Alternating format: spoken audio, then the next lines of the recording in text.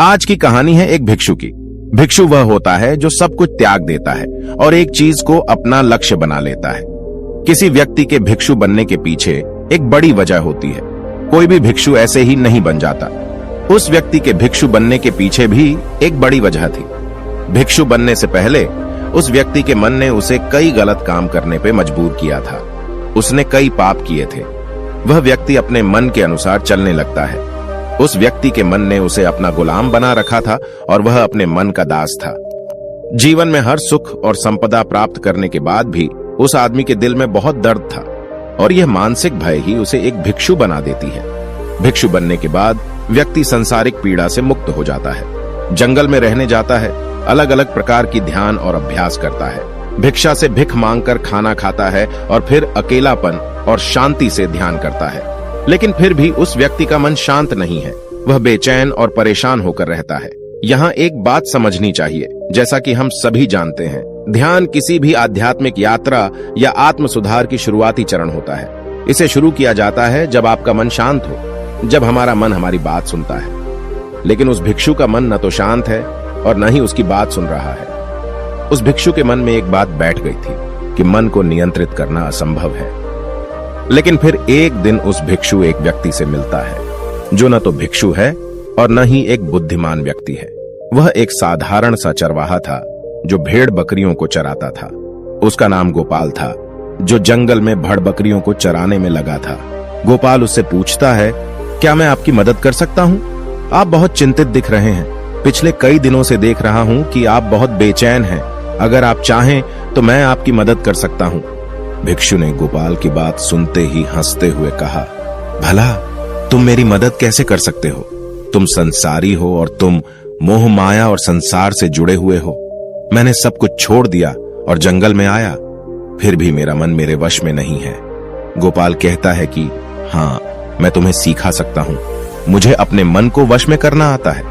वह चरवाहा कहता है, मन को वश में करने के लिए सभी वस्तुओं का त्याग करने की आवश्यकता नहीं है, ना ही जंगल में आकर रहने की जरूरत है। मन को वश में करने के लिए बस एक चीज को छोड़ना सबसे जरूरी है।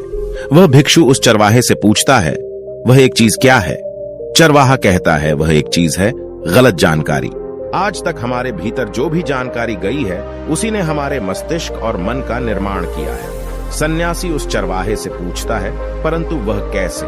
वह चरवाहा समझाते हुए कहता है, मान लो तुमने आज तक अपने जीवन में सेब का फल ही नहीं खाया है, तुम्हें सेब के स्वाद के बारे में कुछ भी नहीं पता, तो क्या तुम्हारा मन कभी सेब खाने को कर सकता है? नहीं ना। इसीलिए हमारे मन का निर्माण जानकारी से होता है। वह सन्यासी चरवाहे की बात से प्रभावित हो जाता है और कहता है, क्या तुम मुझे थोड़ा और विस्तार में बता सकते हो इसके बारे में? गोपाल भिक्षु को बताता है कि अगर तुम अपने मन को नियंत्रित करना चाहते हो तो मेरी बातें ध्यान से सुनो। तुम अपने मन को नियंत्रित कर सकते हो जब तुम अपने मन की जड़ों को देख पाओगे। मन का निर्माण जानकारी से होता है और हमारे शरीर में जानकारी के 5 प्रवेश द्वार होते हैं। पहला, आंख। अपनी आंखों से जो कुछ भी देखते हैं, अच्छा या बुरा, वह सब हमारे मन की यादाश्त में इकट्ठा होता रहता है। दूसरा, कान। जो कुछ भी हम अपने कानों से सुनते हैं हमारे मन में वैसे ही बीज के रूप में बोया जाता है। तीसरा, जीभ। जिस भी चीज का स्वाद हम ले लेते हैं वह हमारे मन की यादाश्त में अंकित हो जाता है। चौथा है नाक। जो एक बार सूंघ लेते हैं, चाहे वह सुगंधित हो या दुर्गंधित, वह हमारे मन में दर्ज होता है। और पांचवा है स्पर्श।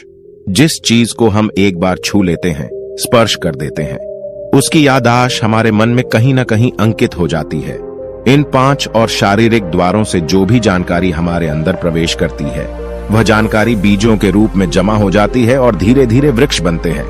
हमारा मन मिट्टी की तरह है जिसमें बीज बोए जाते हैं और हमारी बुद्धि बीज बोने वाले किसान की तरह है। अगर हमारी बुद्धि गलत जानकारी के बीजों को सही जानकारी के बीज समझकर बो देगी और भविष्य में जब वह बीज वृक्ष बनेगा तो भविष्य में वह पेड़ खराब फल देगा। हमारा मन एक उन्नति के काबिल किसी खेती की तरह है जिसमें हम जो भी बीज बोते हैं वह हमारे अंदर उग जाते हैं। जैसे कि एक किसान ध्यान से सही बीज चुनकर उगाता है ताकि उसकी फसल भरपूर और फलदार हो, हमें भी अपने मन को सच्चे और सकारात्मक विचारों से सजाने की जरूरत होती है। जैसे कि एक माली अपने उद्यान की देखभाल करता है, हमें भी अपने मन की देखभाल करनी चाहिए, सच्चे विचारों, अनुभवों और जानकारियों से इसे पोषित करके। इस तरीके से हम अपने अंदर एक समृद्ध भावनाओं, समझदारी और विकास के वृक्षों को खूबसूरती से फूलने देते हैं। तुम्हारा मन तुम्हारे बस में इसीलिए नहीं है क्योंकि तुमने पहले से ही अपने मन में बहुत सारे गलत बीज बो रखी हैं और अब वह बीज बड़े वृक्ष बन चुके हैं। वह सन्यासी उस चरवाहे से पूछता है, अब मैं क्या करूं? क्योंकि अब तक मैंने बहुत सारे गलत बीज बो डाले हैं और मैं उन्हें उखाड़ नहीं सकता। गोपाल भिक्षु से कहता है, तुम अब तक अज्ञानता और अनजाने में गलत बीज बो रहे थे, लेकिन अब से सच्चे मन से सही बीज बोना शुरू करो। अगर अंदर हजारों गलत बीज हैं, तो क्या हुआ? अब तैयार हो जाओ लाखों सही बीज उगाने के लिए। तुम्हें बस ध्यान देना होगा, यह देखना कि इन 5 द्वारों के माध्यम से तुम्हारे अंदर कौन सी जानकारी जा रही है और जो जानकारी आ रही है वह सही है या नहीं। भिक्षु पूछता है, यह कब तक करना होगा? गोपाल कहता है, पूरी जिंदगी। जैसे तुम हर दिन अपने पेट को अच्छा खाना देते हो, ठीक उसी तरह हर दिन अपने मन को भी अच्छी जानकारी और सही विचार दो। जीवन में हर दिन, हर पल तुम्हारे सामने 2 विकल्प होंगे, जिनमें से एक सही होगा और दूसरा गलत, लेकिन तुम्हें हर बार सही विकल्प का चुनाव करना होगा। हमेशा याद रखना, सही चुनाव करने से तुम्हें अंदर दुख हो सकता है, तुम तकलीफ भी हो सकती है, लेकिन वह तकलीफ कुछ समय के लिए ही होगी। तो चाहे अंदर तुम्हारे कितना भी दर्द हो, तुम्हें हर बार सही विकल्प का चुनाव करना होगा।